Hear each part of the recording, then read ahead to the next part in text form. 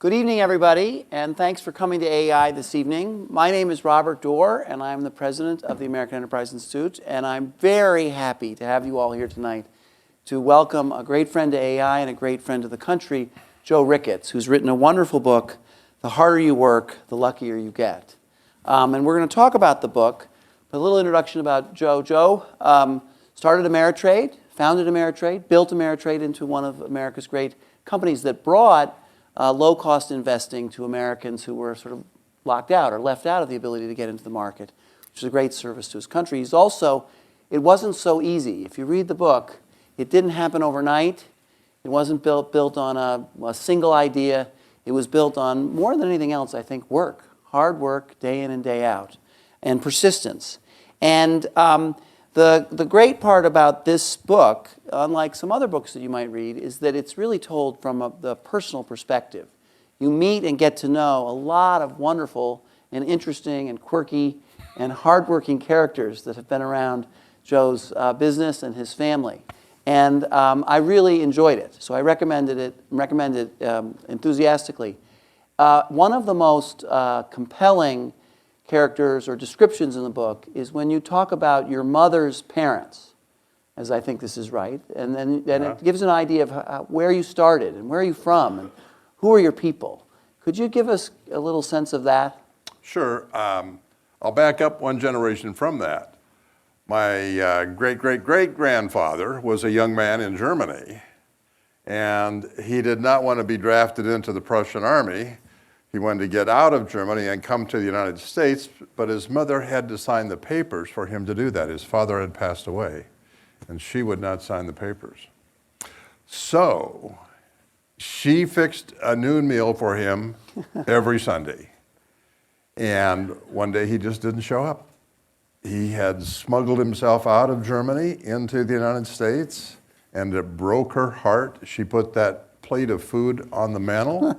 It was a waffle, and it stayed there till the day she died. Yeah. He came to America and became a blacksmith. His daughter married a banker in Manly, Nebraska. Now this is, before there was regulations, and a banker was like a hardware store owner. He lent his own money. He charged the interest relative to what he thought the market would bear.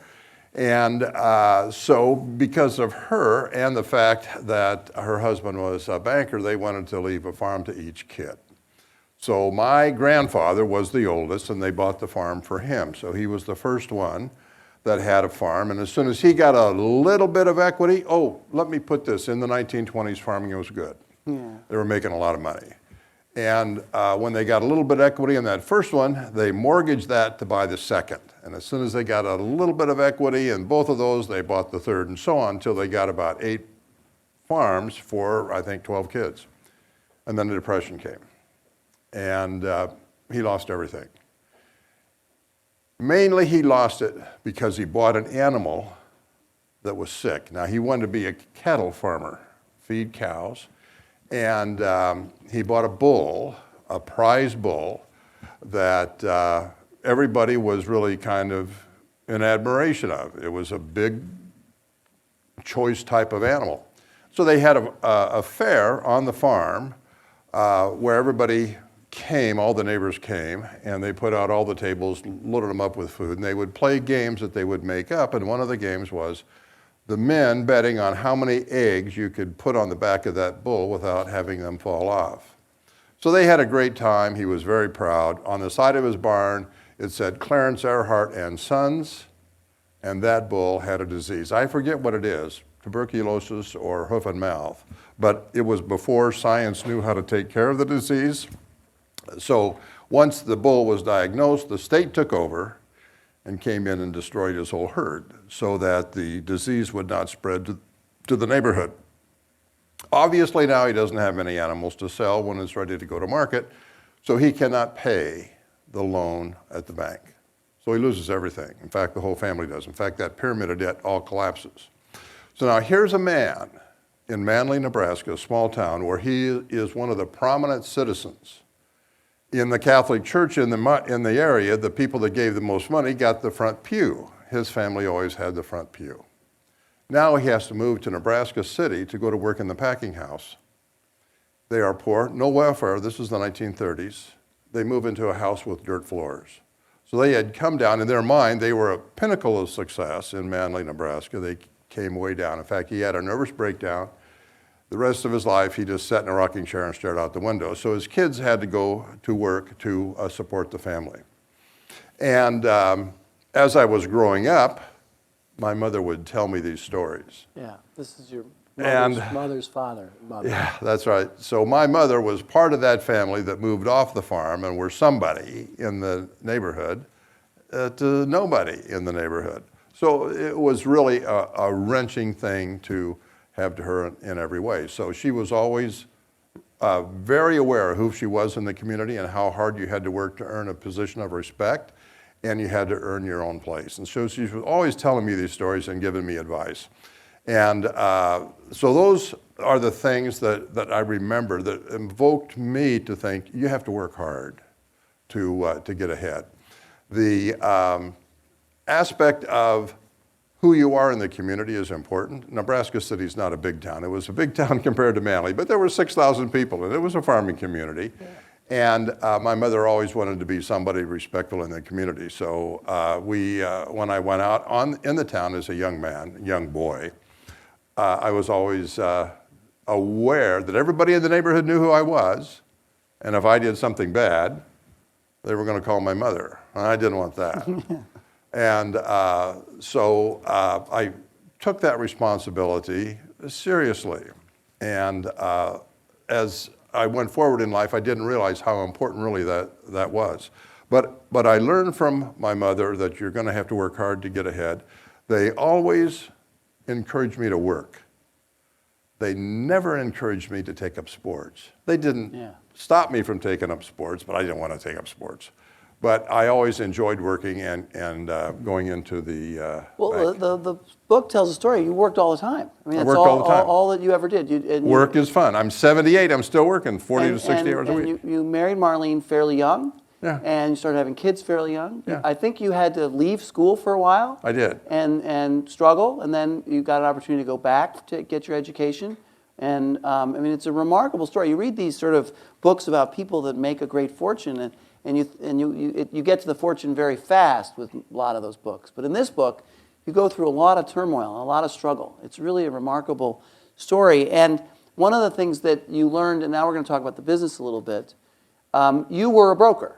I worked for Dean Witter. You worked for Dean Witter. You went out to San Francisco, you got the training out there, and you came back. Right. And you were doing cold calls all the time. All day long. Yeah.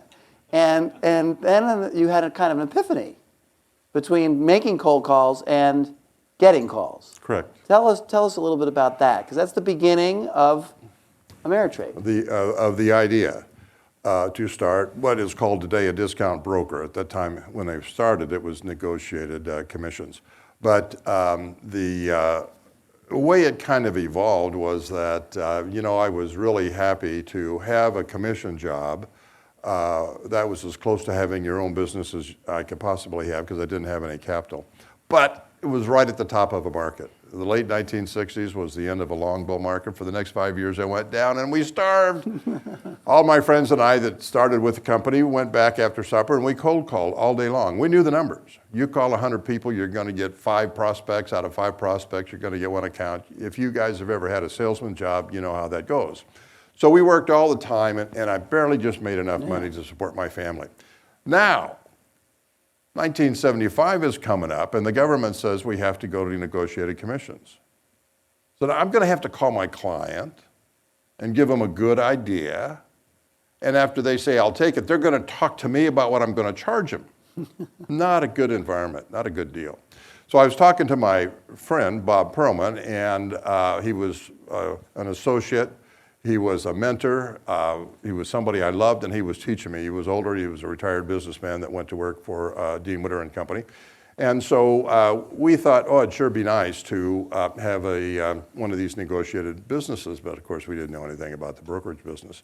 But we went to Chicago on another idea, on another issue, and we ran into an old friend that went through training with us in San Francisco, and we were telling him our thoughts, and he said, come with me. He didn't say another word. We got on the elevator in the Board of Trade building and went up a few floors, and we got off the elevator into a very dark, dingy hallway. And over one door, there was a sign, Rose and Company, in neon, in cursive.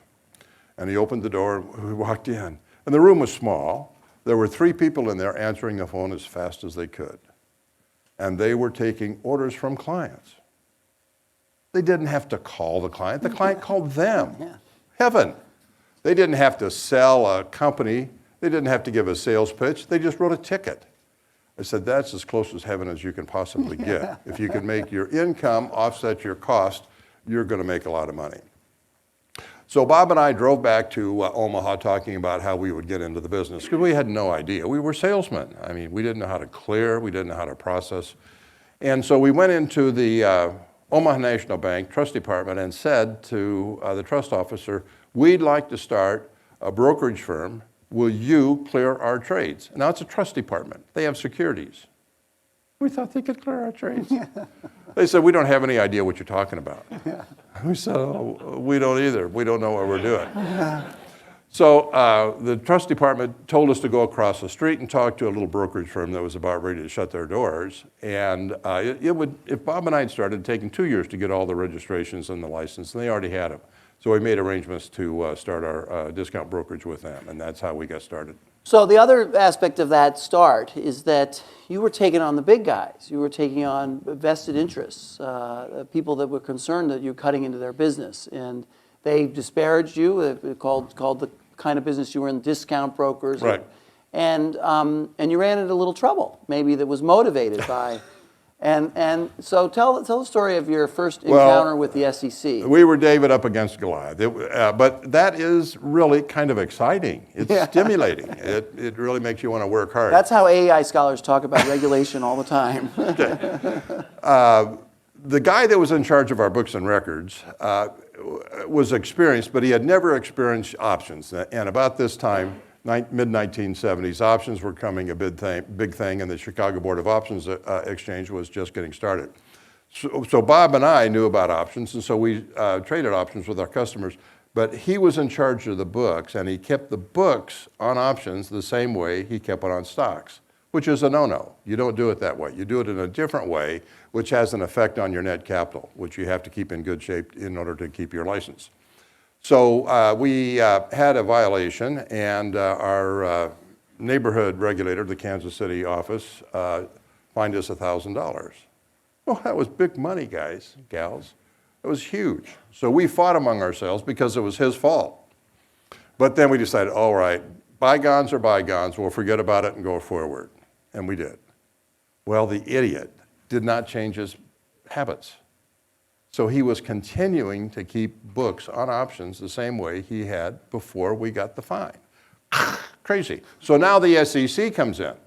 Serious. Serious. 3 guys in suits. These guys are coming in with the idea that you people, us, are so stupid, you don't deserve to handle customers' money. We're going to shut you down. That's the attitude they came with. Very, very serious. So they said, don't answer any more phones or don't take any more trades except sell trades. We're locking your door.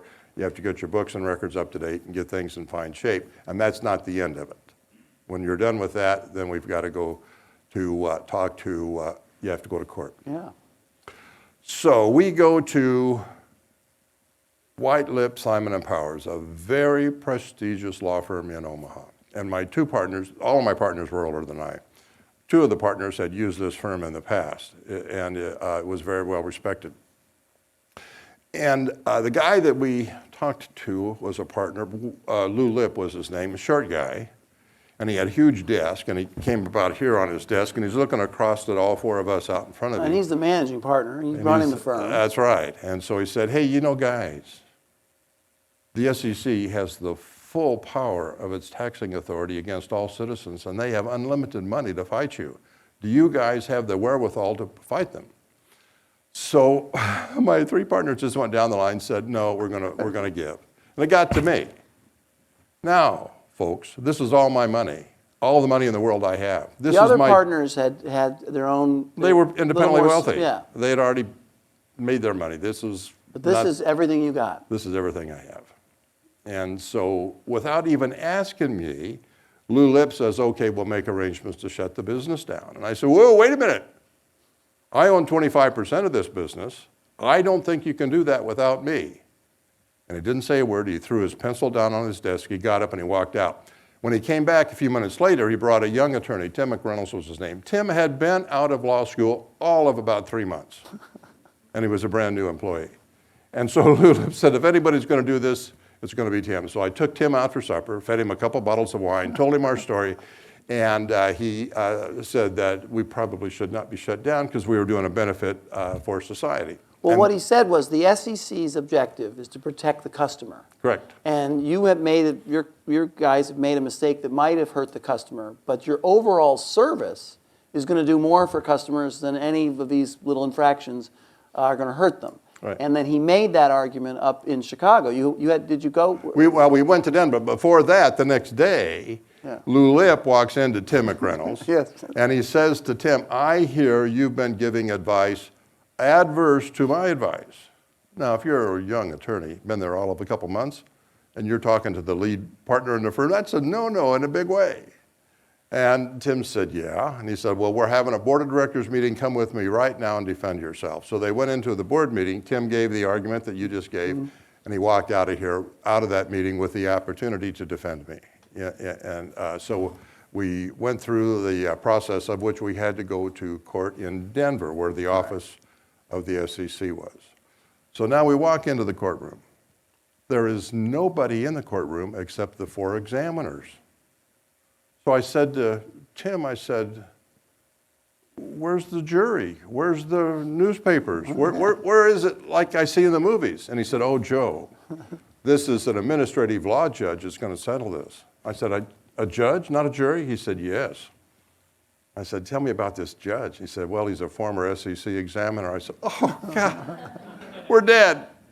We got somebody against us right away. But the people from the SEC made their case, and by that time, we had made friends with them. It was important for us to get the regulators on our side. So they, one of the examiners said, you understand, Joe, we're marshals.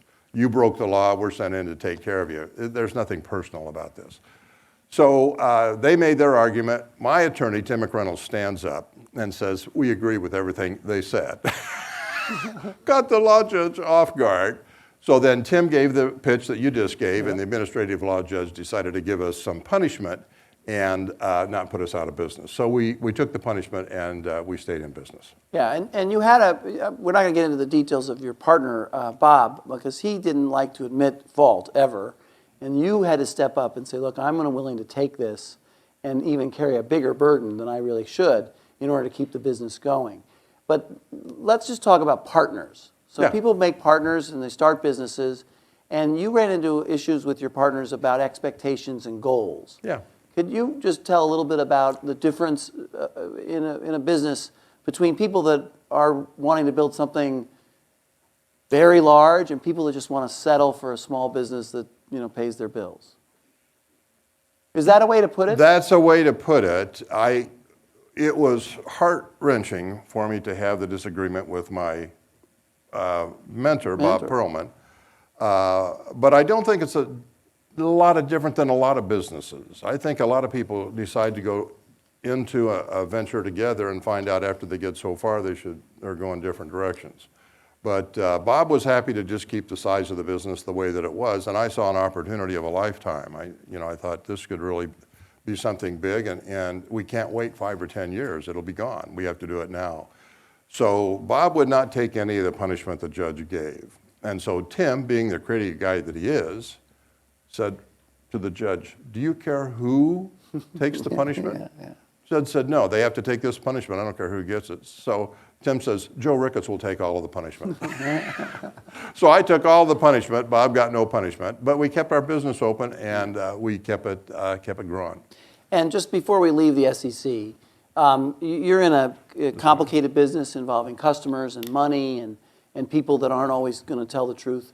Where do you come down on the regulation of the financial industry? I think that we need regulators. There isn't any doubt that we need regulation. You have to have somebody there to protect the customer.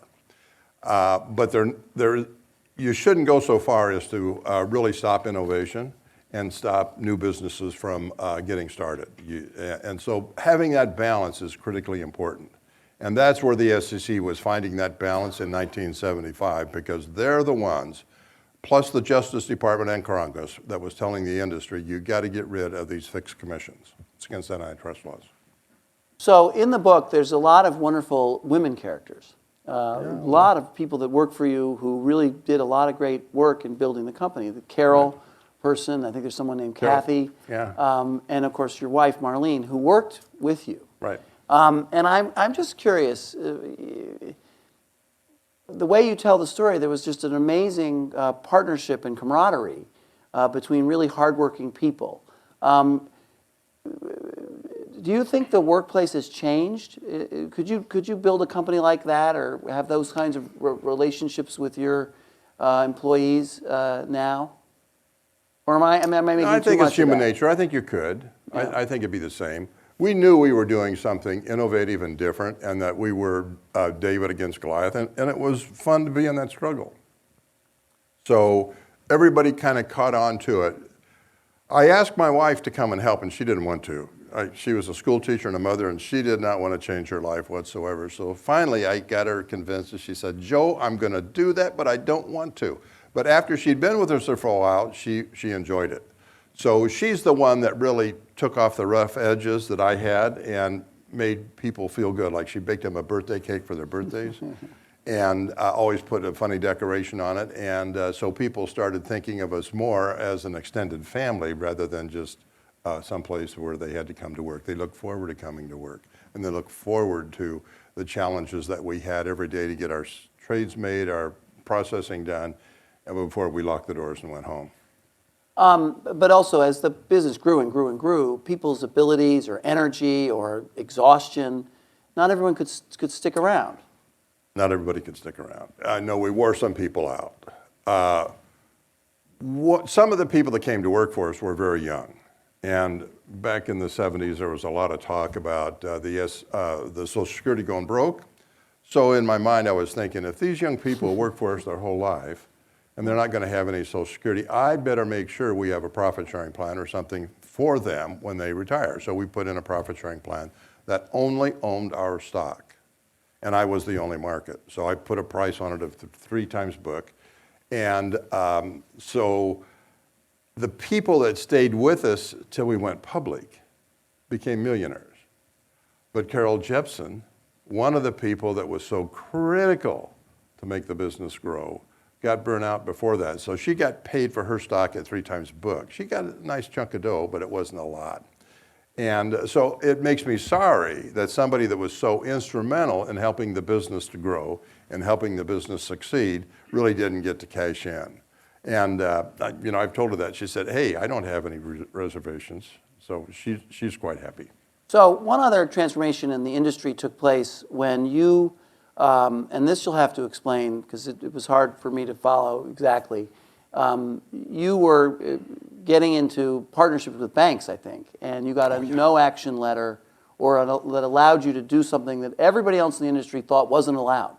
This is another fun story in the book. Yeah, can you tell it? I had to keep our commissions lower than the rest of my competitors who were on the East Coast and the West Coast because I needed people to call in from around the world. You know, Chuck Schwab started with an economy in California that's the 9th largest in the world. It was at that time. I think it's the 5th largest now. But anyway, we had 1.5 million people live in Nebraska. Very few of them traded. So if we were going to be successful, we had to have customers come from all over the country. So in order to get that coming from all over the country, we had to keep our commissions lower than everybody else. And, excuse me, one of the things that allowed us to do that was the telephone system. The federal government had paid the local phone company a lot of money to put in a redundant and a deep communication system in case we had a hot war. We never had a hot war. So they wanted to use up this system, so they priced it to 15 or 20% below the regular market. So a lot of call-in companies, catalog companies, hotel reservations had come to Omaha. So we were familiar with the 800 number. So we put the 800 number on our ads so customers could know they could call us without Free. Without paying the telephone bill. And the commissions were so low they'd try us. And after they tried us and they got to rely on us and they liked us, well, then they brought more of their business with us. So we continued to grow really on those ideas. Did I hit the No, the what I'm subject? talking about is when you were worried the SEC did not allow you to do something. No action letter. No action letter. So I went to Tim McReynolds, had lunch. I said, Tim, if I've got a location in a city, I'll do more business. But I can't afford the cost of a location like my competitors. He said, are you sure? I said, I know. He said, why don't you try to make arrangements with a bank? I said, it's against the rules. It's against the laws. Brokerages cannot be in partnership with banks. Correct. He said, I don't think so. So you see the genius. He thinks independently. So he read the regulations, and he wrote a letter to the Securities and Exchange Commission and said, if we operate this way, put one of our employees in the lobby of the bank that's paid by us and share commissions with that bank on agency trades just for the use of their space, would that be okay?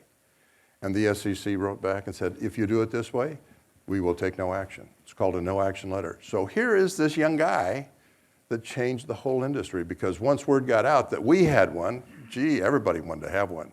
So all kinds of brokerage firms and banks started making arrangements to work together. Well, wait a minute. You didn't tell about how word got out. One way the word got out. So I made a mistake. I don't like to talk about my mistakes. He goes to a conference of people in your business, your competitors. And Sure. there's a panel up there with all the smarties, like an AEI panel.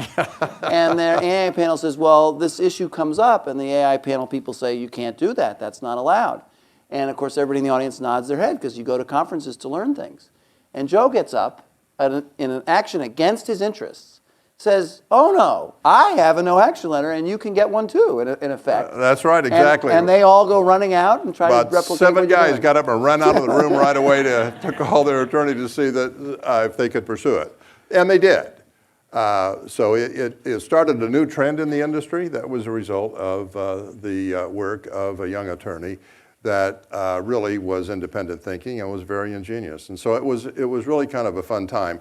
And I wrote the book kind of to give attribution to these people that did these incredible things. And 20 years later, nobody remembers. So in his old age, I wanted him to feel good about that. He's going to feel good about that. Yeah. So I was down in Florida the other day, and I was talking to a businessman in the flower business. And he was talking about his number one purchasers of roses. He's one of the big rose distributors in the country. And he was, the company is Kroger's. And I was saying, how are things going? And he said, well, Kroger's buys all our flowers. And those people in the Midwest, they're the best people in America. And they're the greatest gift America ever got. This is a Miami guy. And the book is full of that kind of respect for the Midwest. And I wondered, you said to me earlier before that you have a view about the different cultures in America. Well, once we got into attracting customers from all over the country, it was not difficult for me to understand. We had an East Coast culture, a Midwest culture, and a West Coast culture. And so I knew that we had at least 3 cultures. That might have been a 4th one, a Southern culture, but I didn't know much about that or saw it at that time. So we've always had kind of a difference. A sense of the country. Sense of a country. Now we're in a cultural war where it's the Midwest and the West Coast and the New England states or Northeast. Yeah. So it's really more pronounced now than it ever has been. Do you think that in providing this service to investors to make trades on their own and without having to rely on the advice or a brokerage or a double check, do you think those customers of yours have made good decisions with their new power? Well, a lot of them have made good decisions, and of course a lot of them have not made good decisions, but this much they did feel pride in themselves. They'd done it themselves. This was their own initiative. This is the American way. So our customers were very, very happy. So they're happy even when they made bad. I mean, there's a kind of a school of thought in the investment world that an individual investor can never succeed against the market because the market is too all-powerful and too knowing. This is the argument for ETFs. It's the other way around. Okay. Yeah, individual investors can do better than people that handle a lot of money, because it's easier to get in and out with 100 or 2,000 shares than it is when you've got a big pot of gold that you have to move. A lot of people did their own thing. One of the other things that made us successful was understanding that after the Second World War, the government came out with a GI Bill, so people coming back from the war could go to school and become engineers, architects, accountants, doctors. These people all had a good education, and they understood what they wanted to do when it came to investing and what they had to do to save money either for college education for their kids or for a retirement. So they had the independence to do what they wanted, and they realized they could make mistakes.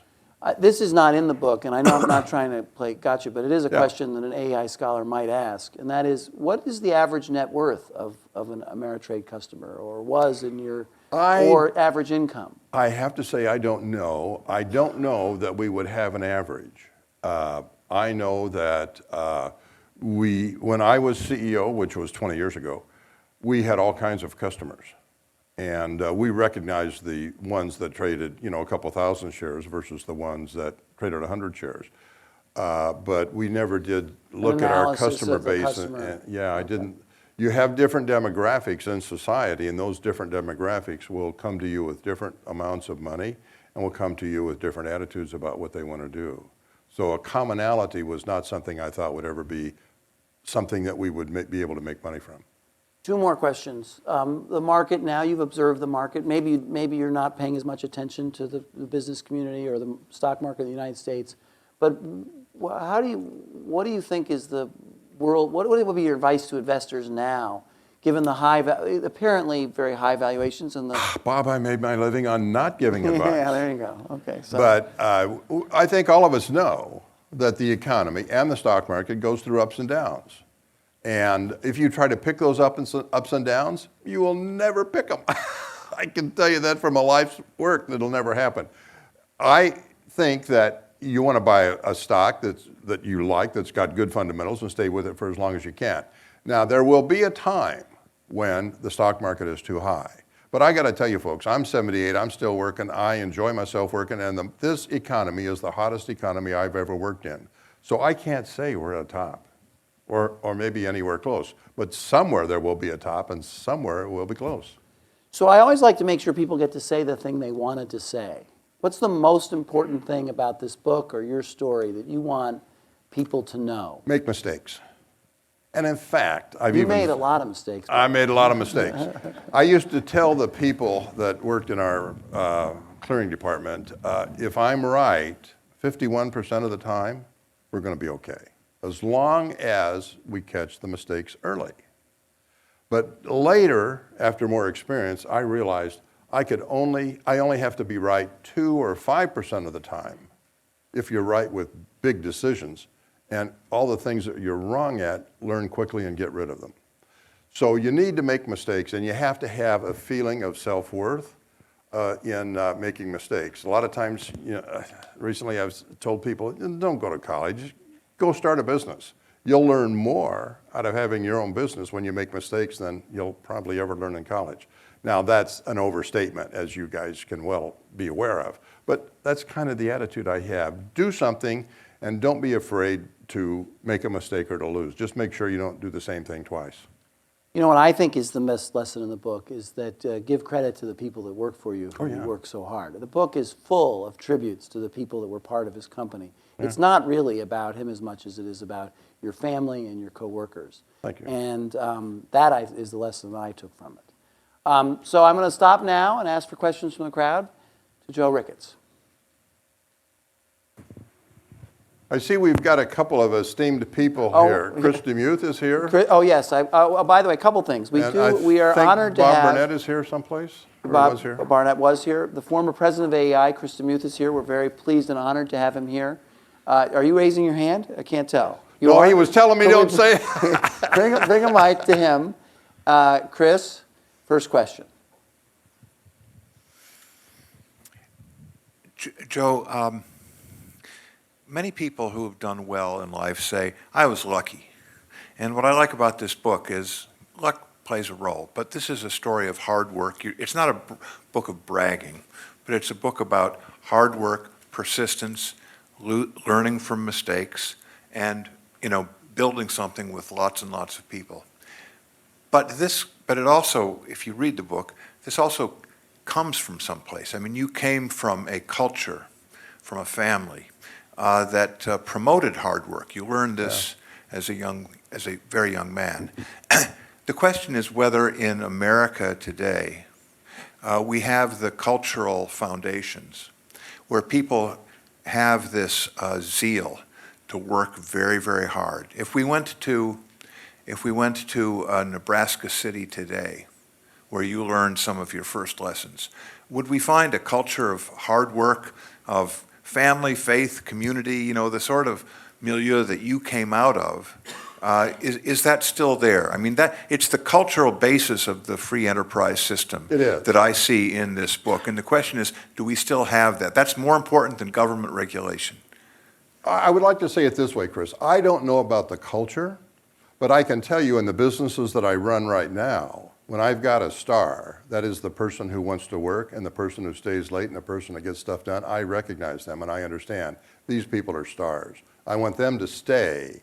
I want them to be with me all the way through forever. Some of the others, I don't care if they decide to quit. So I don't know if it's a culture, but I can tell you this, the ego to succeed in business is still there the way it was. So one of the reasons I wrote this book, I don't think there's enough entrepreneurs starting their own businesses. And I think that's because they don't get any encouragement and they get a lot of obstacles put in their way. And they say, well, should I risk my money doing this? Well, they're not willing to make the sacrifice that you made. I mean, well, an entrepreneur has to work hard and make sacrifices, and they're under a lot of pressure. Even if somebody gives you the money, you're at risk of losing theirs. So I think that as long as we keep a culture of people starting their own businesses, we're going to be okay. I don't know about the whole culture. Right there. Do you have a question? William, you do? Okay. Because you had your hand up. What you started 40 years ago has sort of come to its ultimate end within the last 6 months or so with zero commissions kind of across the industry. Do you take some credit in that and pride in that? And kind of what do you think of that overall for the industry going forward? Well, I take credit for really having the industry being opened up so people could have choices about what they wanted to do and take services that they would pay for. I think the fact when you talk about commissions, that's not the end. It's a different chapter, it's a different phase. I could see in the 90s where commissions would go to nothing. But there's 3 things that you need to achieve if you do that. First of all, the first thing you have to achieve is a benefit for your customers, which zero commissions do. Second thing is you have to worry about your shareholders.